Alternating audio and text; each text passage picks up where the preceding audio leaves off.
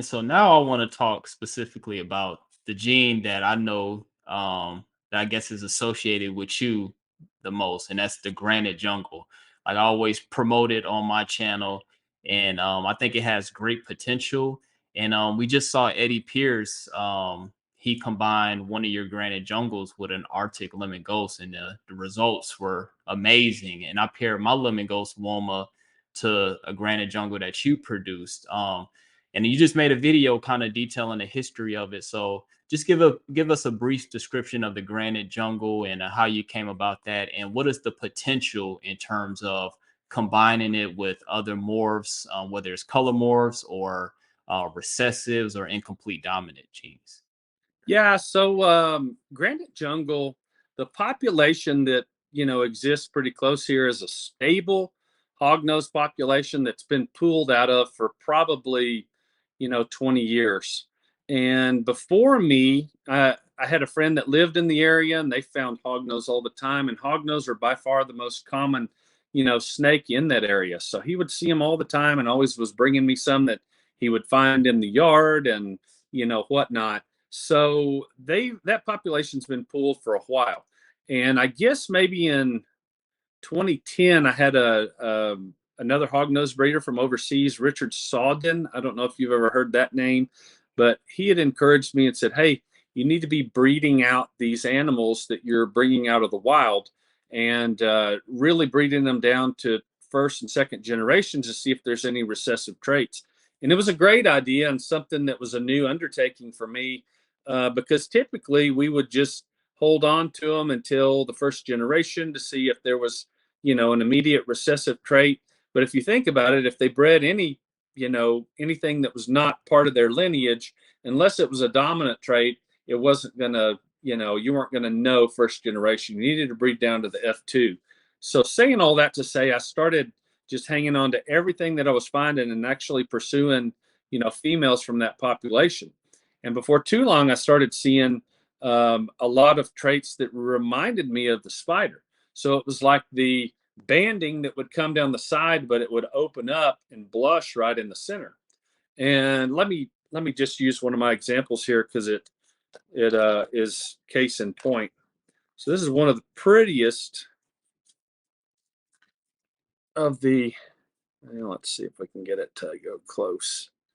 So if you can see the blushing that's going on there, right in the center, I or mean, each one of those bands is like a tiger band, but it breaks. And so what you're having going on there is just a really unusual pattern. But this guy right here reminds me of John Lynch's original spider male. This one is an F1. His mother was wild collected in 2019, I believe it was, and just remarkable animal, something that I was just really excited, about working with. So it was a 2 egg clutch. She laid 5 eggs and 3 were infertile, and she was, gravid from the wild. But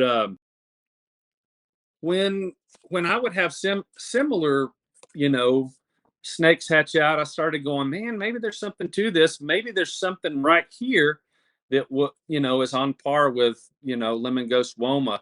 So the first ones I hatched out were in, let's see, I bought anacondas. I bought 2 anacondas from a gentleman in 2012. Those were my first snakes when I got back into hognose. I went through a bad divorce in 2010, sold everything I had, every single animal except for like 5 southern hognose. So when I got back into it, my buddy I was talking about that lived on the farm, he caught 3 female hognose for me, and I bought 2 anacondas. And that's when anacondas were like $1,100. They were not cheap. But the first one I had, I crossed with one of those wild females. In first generation, I had, it was a female that is in some of my pictures you can see online. Just had that unusual look to her, and so I began to line breed those, and then even did like out crosses and just to see what I could come up with, and could see that there were dominant elements. I would produce a granite jungle or a granite jungle anaconda, when I would do out crosses. So, like for instance, the male here This male is the dad of yours, and he's got a. I'll turn this light on here and see if we can pick up on his.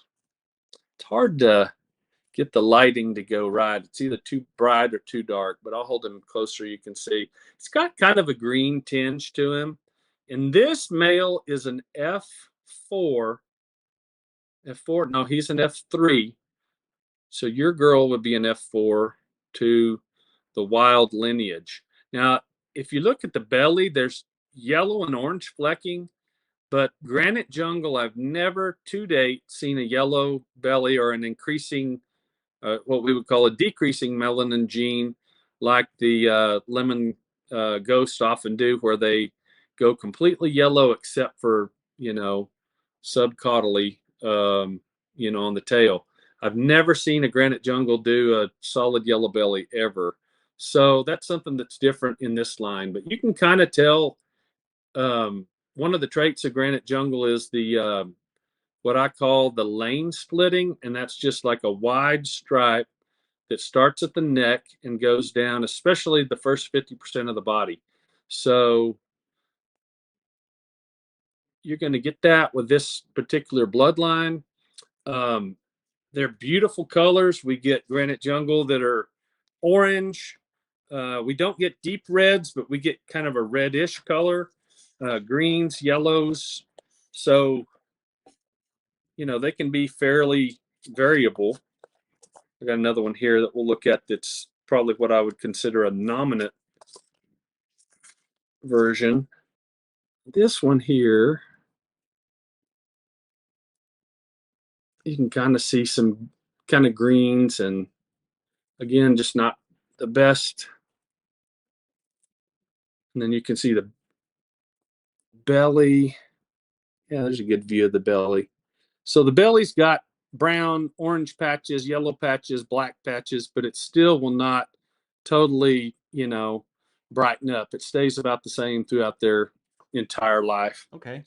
And so you said that you have a few more hog noses you want to show off. I know you mentioned um the Arctic anaconda albinos.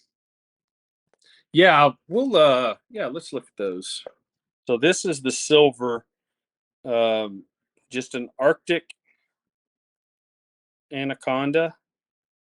And so this is the albino version of that. I'm hoping the pinks are showing up, and the eye almost looks like a snow eye or a coral eye. And then this one over here, man, I'm hoping it comes in good. It does. So just phenomenal. Almost looks like a snow anaconda. And I showed it to somebody else, and they were like, "Is that a pastel pink?" It's just unbelievable. Now let me see if I can find their sibling that's buried in here. That's just a regular old AAA, and that'll give you a good contrast because you can see the oranges on her, kind of tangerine orange, typical AAA. Compared to. Well, next, let's look at. They just fed today, and I disturbed one, and it regurged, so that's never fun. So we'll skip out on looking at that one.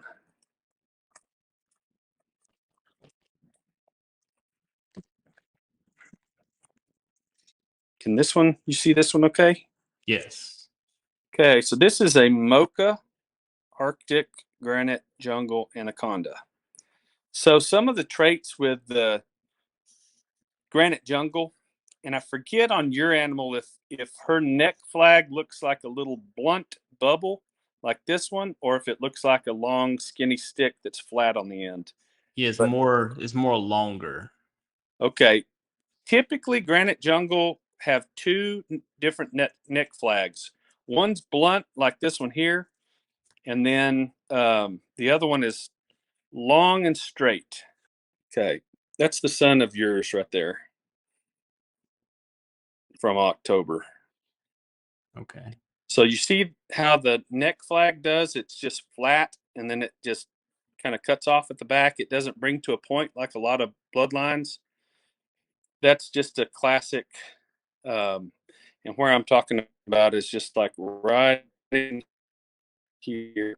When you get from the neck flag point to the pattern, it just kind of shuts off. It's parallel, and that's just something signature with almost every single granite jungle, whether it's anaconda, Arctic, whatever. Now, sometimes with the Arctics, they'll do crazy, weird fleur de lis, just like the Arctic already does. But you can see on that one there, just the lane splitting, and it's got an overall gray color, but it's also got that kind of mocha. I don't know how to describe, um, just like a soil brown. How close are we getting on your eggs, man? August 9th, Sweet, right before the show. right before the show. All right, let's look at an Arctic granite jungle anaconda, and I think that'll be the last one that we'll look at here tonight. So with her, she's kind of a brown and yellow, but you can still see the Arctic markers on the face and whatever. So I'm just unsure how they're gonna combine, but I might use one of those albino Arctic anacondas with her and see, what would combine. You can see the little red flecks, hopefully on the background pattern, but she's got pretty good lane splitting. And I now have a Patreon account for those who want to support me even further. Here you will have access to exclusive videos, giveaways, as well as discounts. The link will be in the bottom in the description. And if you purchase Reppy links, feel free to use the discount code ShovelHogs to receive 5% off of all purchases.